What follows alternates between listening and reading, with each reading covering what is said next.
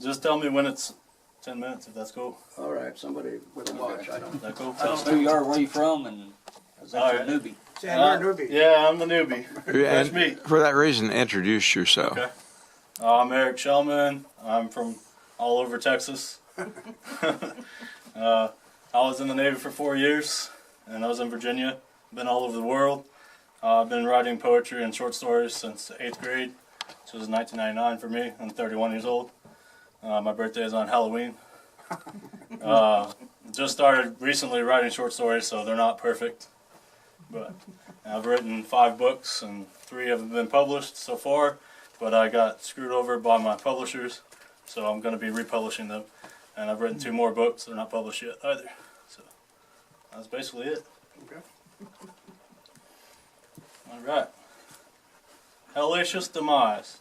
Archaeologists and paleontologists were excavating daily in my hometown, Winnsboro, Texas, while anxiously hoping to find a plethora of dinosaur bones, cavemen and cavewomen, skeletons, caveman tools, and whatever else they could find. Dug, they did, every day and night, until finally they found a whole lot of dinosaur bones, cavemen and cavewomen skeletons and tools. They carefully dug around each treasure they had unearthed, and carefully carried them to their vehicles and drove them to a local museum, to be put together, cleaned, curated, and analyzed and recorded as well. Each item arrived at the local museum, where the curators cleaned, put them together like puzzles, recorded, and analyzed them. And archaeologists and paleontologists decided they would dig for 2 more weeks in order to find anything they had missed.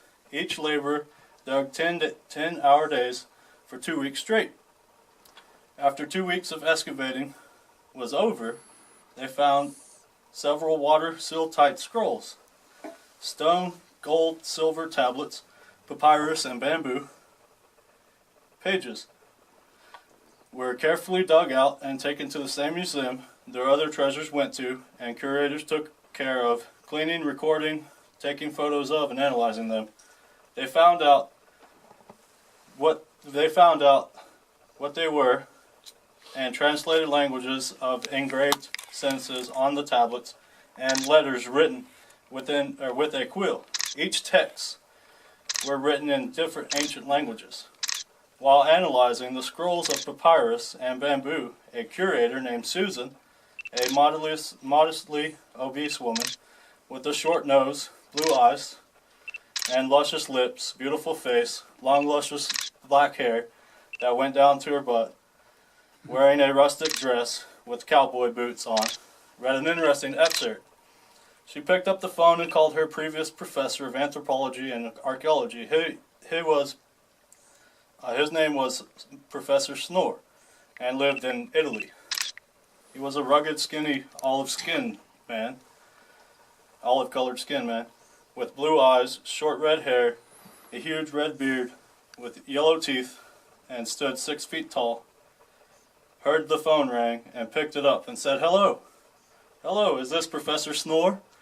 Susan said and asked. "Yes, it is. Is this Susan, my previous student of anthropology and archaeology class? It has been a long time. How are you doing these days?" "Life is going great, Professor. I'm now a curator at a local museum, and I love my job and my contribution to the preservation of history. Anyways, this is not why I called you today. I called you because I need you to pack your bags and come to the museum and read some treasures that have been excavated 2 weeks ago. I have something you need to see, translate, and read. Certain passages from these scrolls that we found. Can you be on the next flight to Tyler, Texas? I will come and pick you up from the airport and take you to Winnsboro, Texas." "Wait a second. You want me to come and see what treasures have been found from local excavations around you? I will come and sort these scrolls out for you, but you definitely owe me lunch, dinner, and lodging as well. What do you say, Susan?" "Yes, precisely. I want you to come and sort these scrolls out. I will pay for your lodging, food, and drink. whatever it takes. It is extremely vital that you come because of your degrees and your intelligence about anthropology and archaeology. Plus, you know every ancient language known to mankind. Thanks so much. I truly appreciate you. Bye for now. I will see you soon, Professor Snore. Bye for now, Susan. I will pack my bags and get to the airport as soon as I can. I will call you once I land in Tyler for you to come and pick me up. Definitely, I am anxious and excited to see these scrolls. I truly hope it is worth the travel. Professor Snore arrived at the airport in Tyler, Texas, late the next day, where he called Susan and told her that he had landed in Tyler and was waiting for her to pick him up. She said she would be there shortly and pick him up, and picked him up in 30 minutes. Hi, Professor Snore, she said. Thanks so much for coming, and I knew I could trust you on coming as soon as you could. Hello, Susan. It's nice to see you again. Thanks for picking me up. May we go now and get some rest? It has been a long flight, my dear. Yes, it is. Nice to see you again, and right this way, Professor Snore. Follow me to my car. They hugged. Professor Snore picked up his luggage and followed Susan to her car. They arrived to Susan's car. At Susan's car. They got in and drove to Winnsboro, Texas. Arriving in Winnsboro, they went to Susan's house and where they got out. Wow, what a lovely house you have, Susan. We'd love a tour of it in the morning. Thanks, and I will show you it in the morning. Let's get some rest now. Susan led Professor Snore into her house and to his lodgings for his stay in the guest room of her house. They hugged again. Good night, Professor Snore. I hope that you sleep well. Good night, dearest Susan. I hope that you sleep great. Susan left the room and headed to her bedroom and went to sleep. As for Professor Snore, he fell asleep shortly after she left. In the morning, Susan and Professor Snore woke up at the same time. Susan gave him the royal tour of her house, and then both showered in separate showers, got dressed. Susan made a quick breakfast. They ate and left their house. Susan drove them to her work and went inside of the museum to see these special scrolls. Professor Snore, follow me and I will show you where these ancient scrolls are. You may see them, or you may read them and tell me what you think about them. Please lead the way, my dear Susan. Susan led him to the scrolls and pulled them out from the drawers they were put in. Would you like some coffee, Professor? I think I could go for something stronger, like a shot of whiskey, perhaps. All right, this is where I stopped because I'm there, but I haven't met it. I haven't brought these two together because I just added a dialogue. But she read an excerpt about the apocalypse of this civilization, which entailed evil and good gods and goddesses joining together and destroying mankind and every inhabitant of Earth. They used spells to create all sorts of unnatural mayhem, which would eventually kill everything. Other spells brought ancient monsters from sea and land in order to help them destroy Earth and its inhabitants. Curator co-workers... Oh, okay, hang on. Okay, yeah. Curator co-workers had finally finished had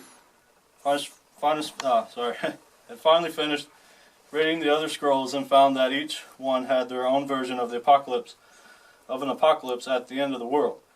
They were all in awe and shocked because they didn't know what to make of it, if these tales actually had any truth to them, or maybe they were simply fairy tales to scare their children into being good, or maybe it was just an entertaining story that the hierarchies of each civilization made up to help him or her control everyone with fear. The curators informed archaeologists and paleontologists about their readings of each scroll, telling end times prophecies, their similarities and differences. They couldn't believe what the curators had told them, and read it themselves aloud for everyone to hear, and found out that the curators were correct.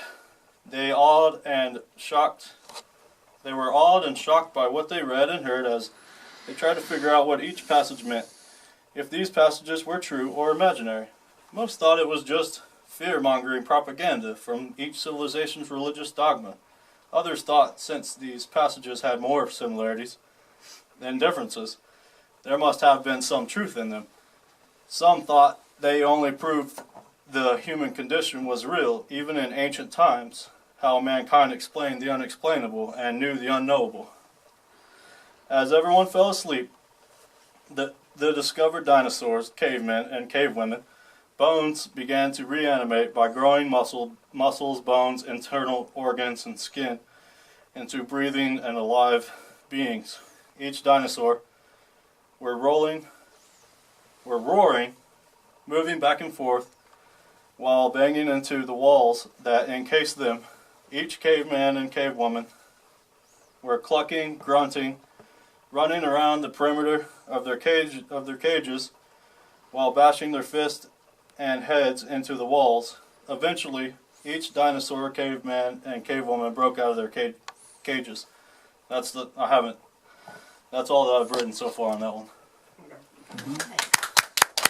Next one? 15 seconds. Yeah, right? Want me to let someone go up now, or you want me to read the next one, or what? You got a short one? Well, I got the short one that you've read, Apocalyptic Times. It's a lot shorter than that one. You can go first if you want. Now I'll go after you. Okay. All right. You start over. That's not the end. That's just as far as I got. So Okay. It's got a lot of work to it. I'm adding the human element. So Yeah, that's what I was okay. talking about earlier. The I haven't character, connected the professor with the story yet. So Okay, you're on the air. I'm getting there. All right. Hang on. Let me get this one real quick. Okay.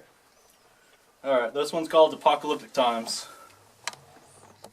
And this one's, like I was telling him, it's like a page and not even a half. So it's pretty short.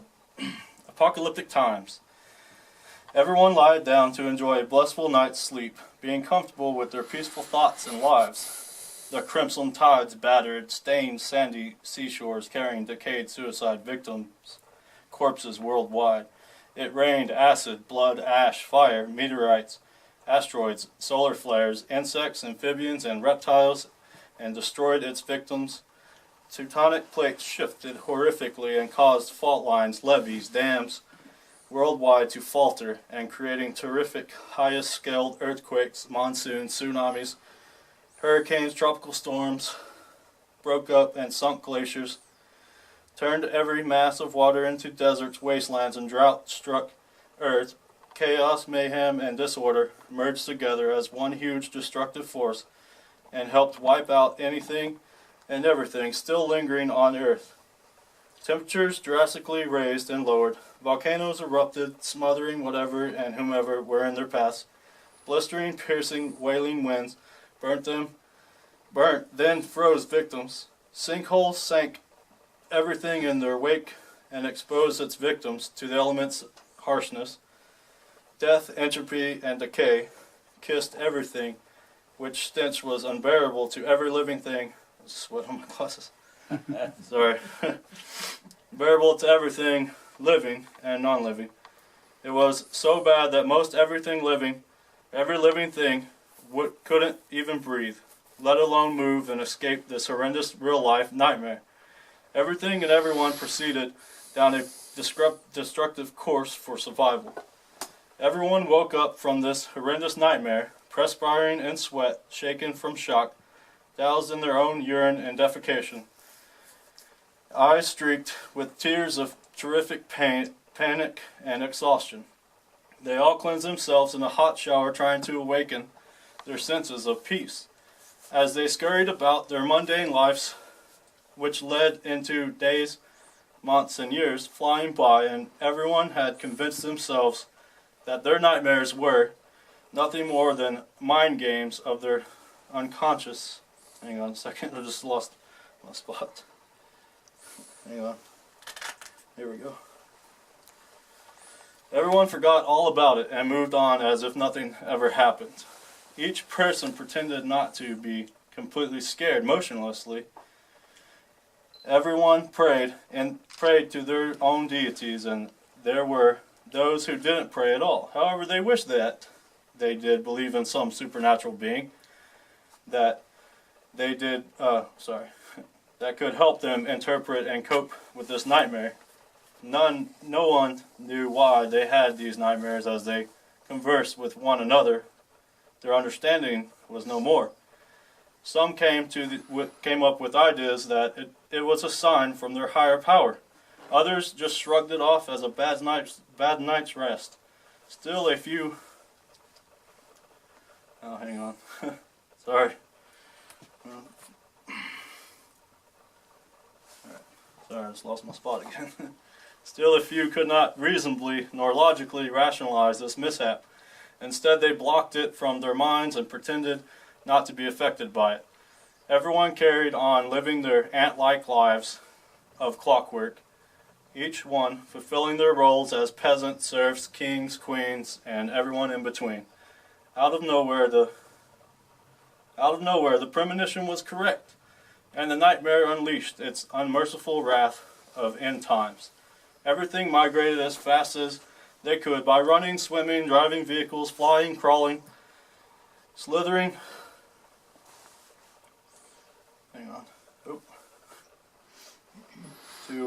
Slithering, climbing to higher ground, etc.